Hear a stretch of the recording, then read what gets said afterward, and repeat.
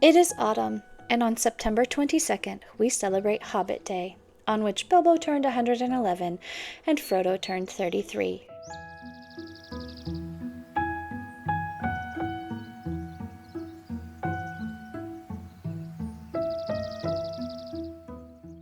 A few years ago, I decided I wanted to make every September Hobbit month, but life has its way of stealing time away from me.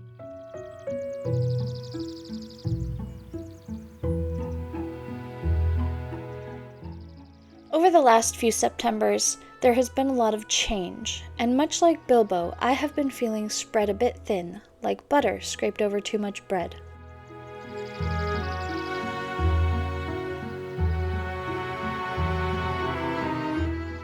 So it's time to take a page from my beloved hobbits and learn to slow down a little, to find the peace and quiet that comes from the simple things that grow, good food, and most of all, nurturing a quiet life.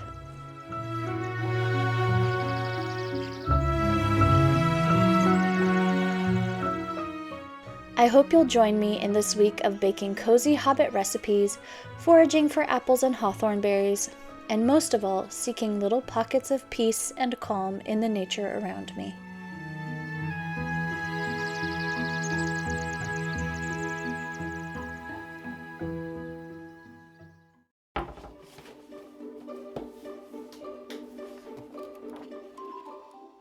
One of the ways I've learned to slow down is through foraging.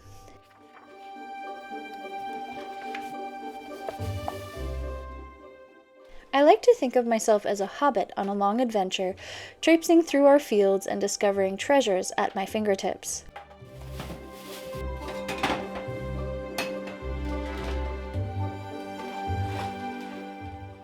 In my last video, I found a black elderberry tree growing in our barn, and I thought I'd share the simple elderberry syrup I made from my harvest.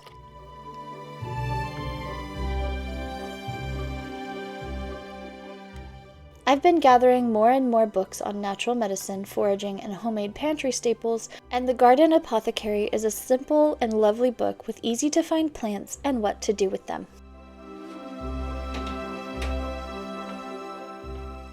Elderberry syrup is one of the easiest things to make to boost your immune system, whether you have fresh berries or dried.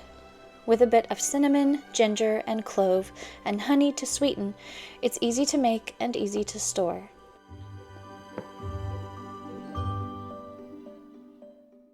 I will link all of the books that I used throughout this video for foraging, tincture making, and baking in the description below for those of you who are interested.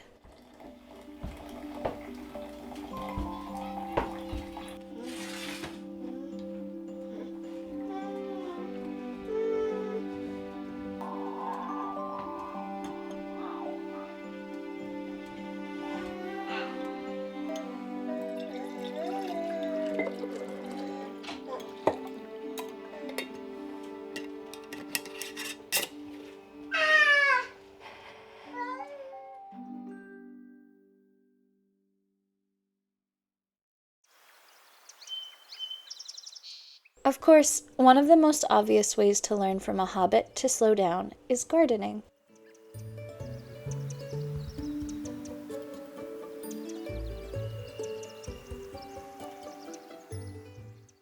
I have always loved gardening with my mom, but it was not until we moved here that I realized how little I know about making a garden thrive on my own.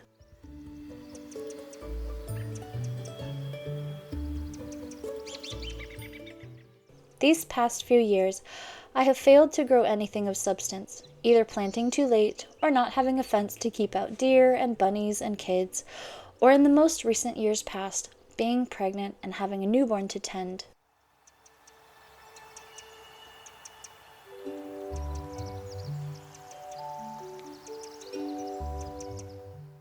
As my grand dreams of growing enough to feed us through the winter failed year after year, I decided this year instead I would garden without expectation and see what could thrive instead of focusing on what was failing.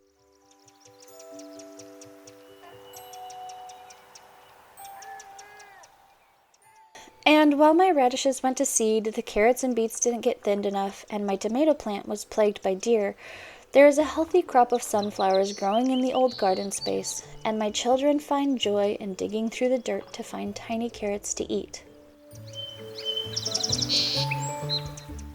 So I have learned to view these things not as failures, but as ways in which I am learning a little more year by year what I am capable of and how to meet myself where I'm at with grace instead of censure.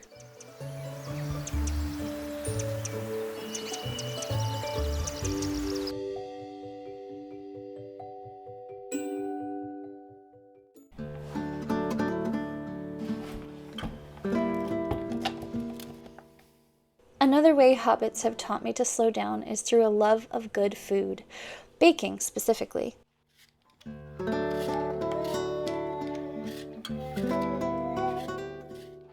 I've always struggled to enjoy cooking because as a mother the demands through mealtime are high. There are impatient mouths to be fed, and mealtimes can often feel chaotic and rushed.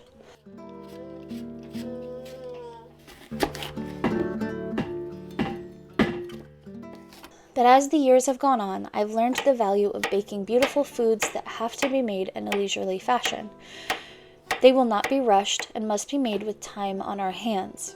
And through baking, I have learned to love all forms of cooking again.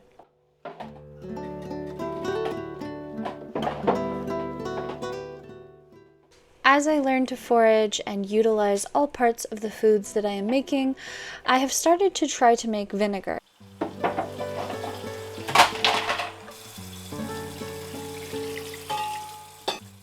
This is only my second attempt, but it was very easy to do, and the first time was quite successful.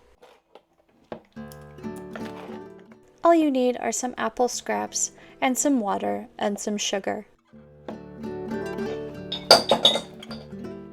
You should add 1 tablespoon of sugar to every cup of water, and then stir it every day for the first week. It takes a couple of weeks to ferment, and then you have vinegar for very little cost.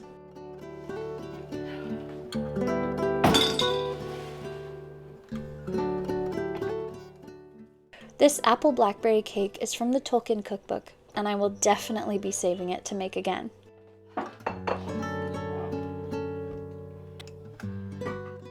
The combination of blackberries and apples and a lemon-based cake was absolutely delicious.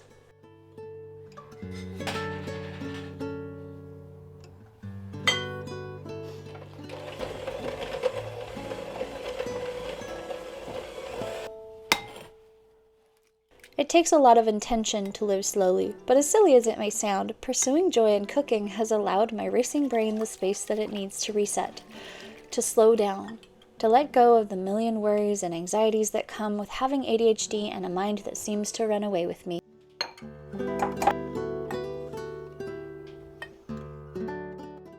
So now I make time in my week to bake, and I love that the foods that I make are often baked with ingredients foraged in my own backyard.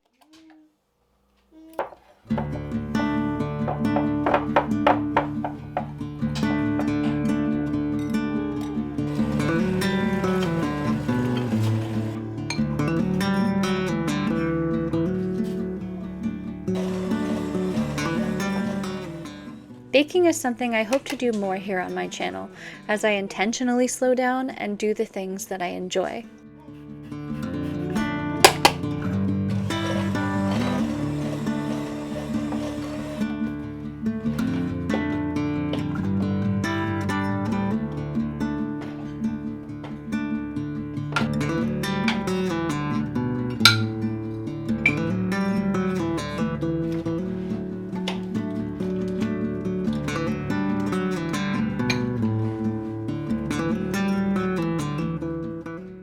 Often it feels like this time could be better spent elsewhere, because in essence, most of the things that we bake are foods that are made to enjoy rather than things made to further our productivity.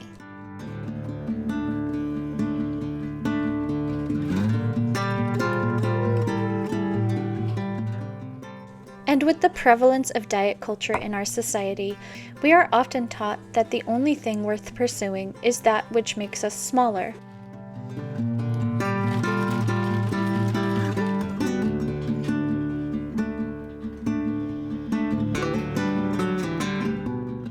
Baking, therefore, is a guilty pleasure, producing foods that one must work for to deserve.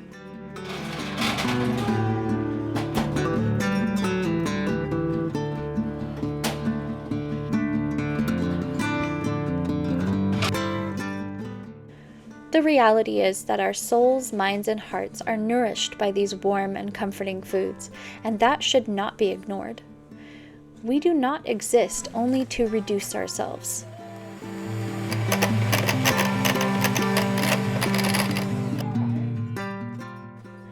So I bake to remind myself to take up space and enjoy life, and to not waste my time trying to fit into a box made by people who only value how I look and not who I am.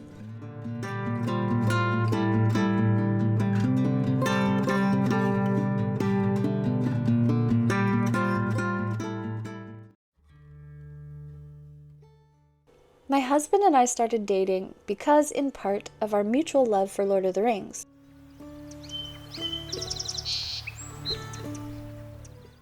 If you follow along on my Instagram, you will have seen that he is just as willing to dress up in costume and create content as I am, and often it's his own ideal to put on the character and make something fun.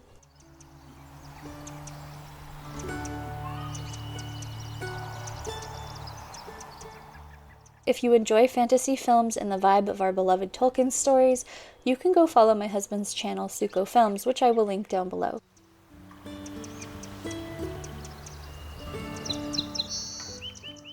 He deserves so much more of a following than he has, and I would love nothing more than for his channel to grow and for him to achieve his dream of becoming a full-time filmmaker.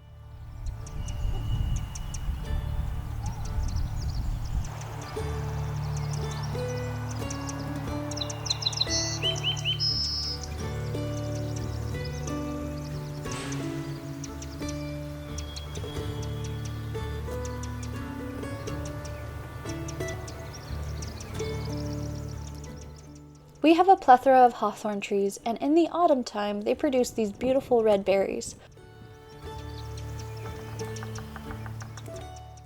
I recently learned that these berries are edible.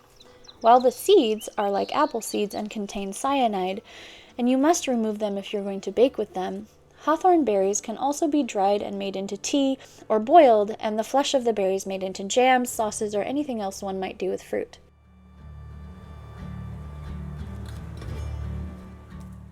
I decided to dry my little harvest to make tea. The seeds do not need to be removed for this, as they're quite encased by the flesh of the berry and will not leach out into the tea. And like apple seeds, you would need to consume thousands of the seeds in order to have any ill effect. So this is a very safe and easy way to utilize the berry.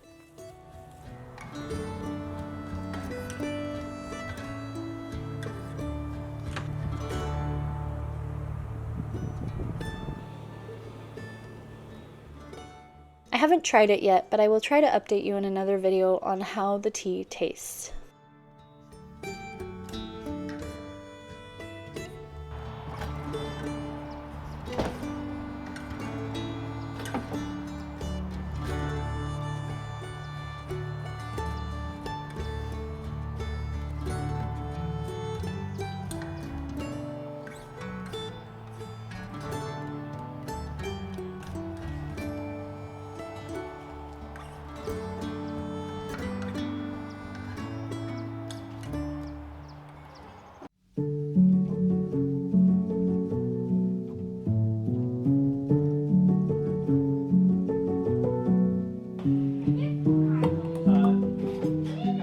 This wouldn't be a Hobbit video without making something savory and easy to take on a long adventure.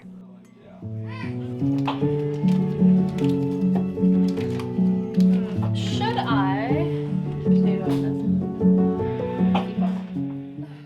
From the Tolkien cookbook, I decided to adapt the Green Dragon's mushroom leek pies into something a little more portable. The brie. Thunderstorm will be a good match.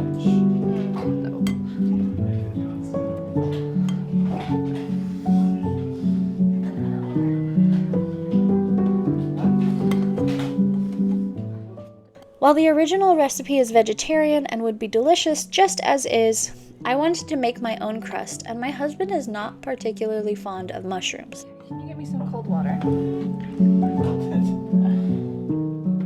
So instead I made a simple pie dough and added some herbal seasonings to add to the savory nature of the pies.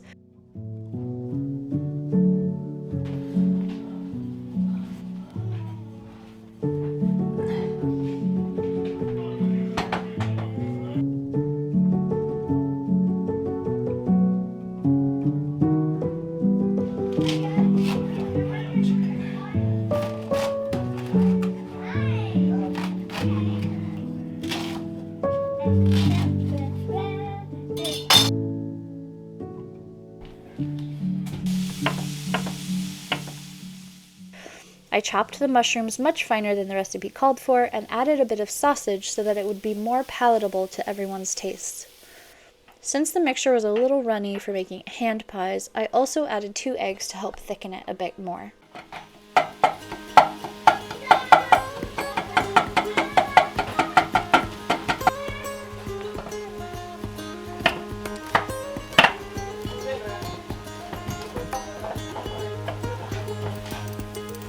These are for lunch.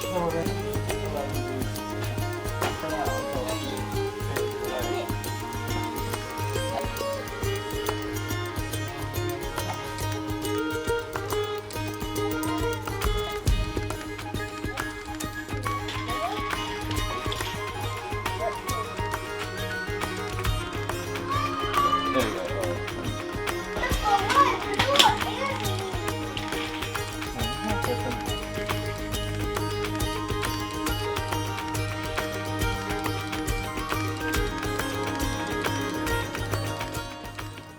Once I was ready to assemble them, I found a bowl in the size that I wanted and cut out the crust and added the filling.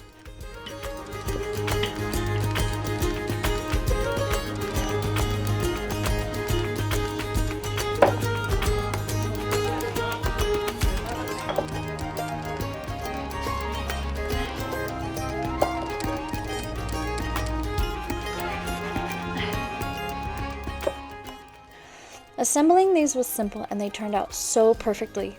I really do think this is a great recipe to take hiking or on any trip where a filling, easily portable, and energy-giving meal is needed.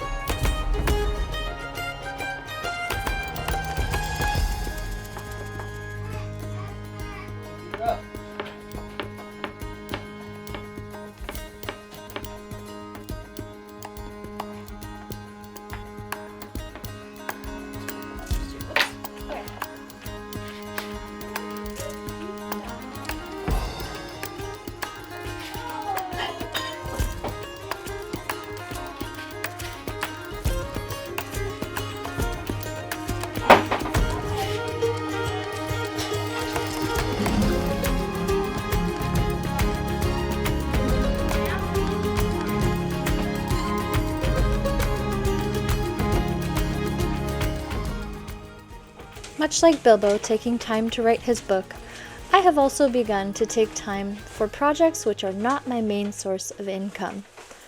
One of these things is painting again, after years of not having done anything.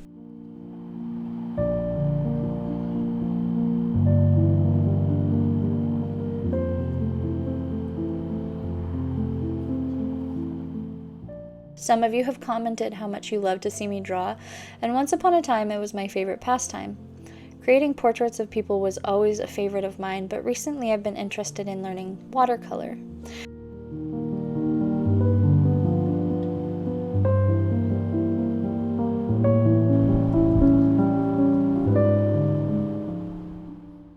Now, I am not very good at it, but I think it's important to allow yourself to be imperfect, to try and to fail and to try again.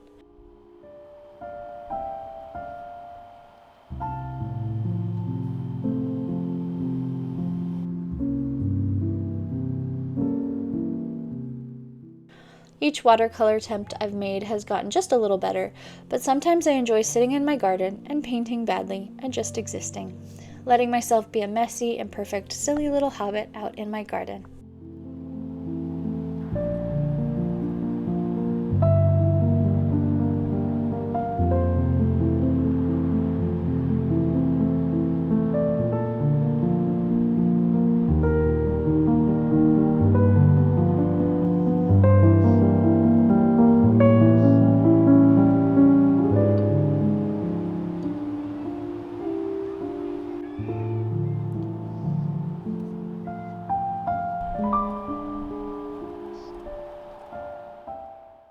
Living a cozier, slower life does not come naturally to me. It is something that I have to be intentional about. I am, at heart, a bit chaotic, feeling as though I'm missing out on the next best thing, as though I must always top myself in my creative endeavors and keep up with the world as it rushes on. But taking these moments throughout the week reminded me that I desperately needed rest. I will be taking a week or so off filming to recover from a little bit of burnout. Even trying to slow down, I find that September is always far too short and I really need a break.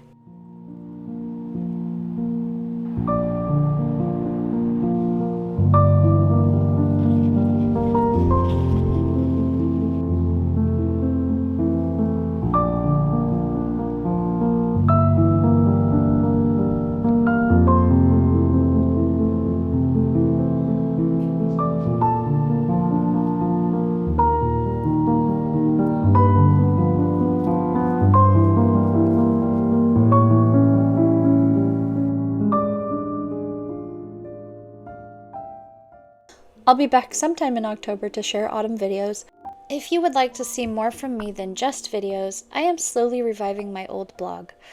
This is where I will post photos of my outfits, recipes that go in tandem with the videos I'm making, and whatever else my little heart desires. It's been years since I have maintained an active blog and I miss it. You can find me there at KristinaSuko.com. As always, I hope wherever you are feeling safe and loved, and I will see you again in my next video. Bye! Okay, I'm filming.